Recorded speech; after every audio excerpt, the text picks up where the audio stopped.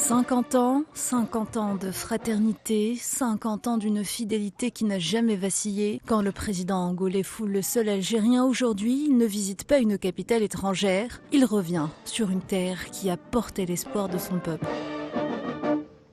Et c'est justement ici, dans cette ville, que le mouvement populaire de libération de l'Angola a trouvé refuge dans les années 60. C'est ici qu'Agostinho Neto et ses compagnons ont tracé depuis l'exil les contours d'un Angola libre. L'Algérie leur a offert un soutien militaire, une formation et quelque chose d'encore plus précieux, une voix. Une tribune sur la scène internationale à l'heure où l'Afrique peinait à se faire entendre. Ce n'est pas pour rien qu'Alger a hérité du surnom de Mecque des révolutionnaires.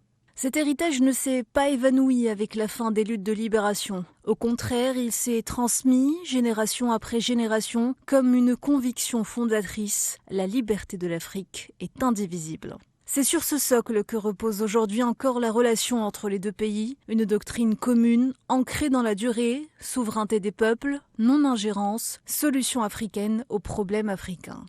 Au sein de l'Union africaine, Alger et Luanda portent ensemble ce flambeau. L'Angola soutient la cause sahraoui. Les deux capitales opposent d'une même voix un refus catégorique à toute forme de tutelle extérieure sur les affaires du continent. Ensemble, ils constituent un rempart, un axe de pression pour que l'Afrique soit maîtresse de son destin.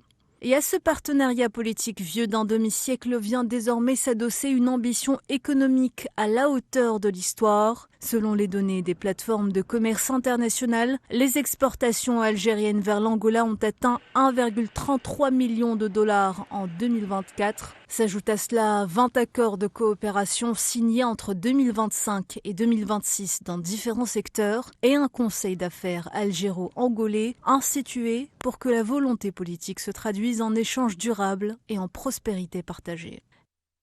Et dans ce paysage africain en pleine recomposition, l'axe Alger-Luanda s'affirme avec une force renouvelée, adossée à ce que l'histoire a bâti, tournée vers ce que l'avenir commande. 50 ans après les premières poignées de main entre révolutionnaires, les deux pays ont à nouveau rendez-vous, non avec le passé, mais avec l'Afrique qu'ils entendent construire.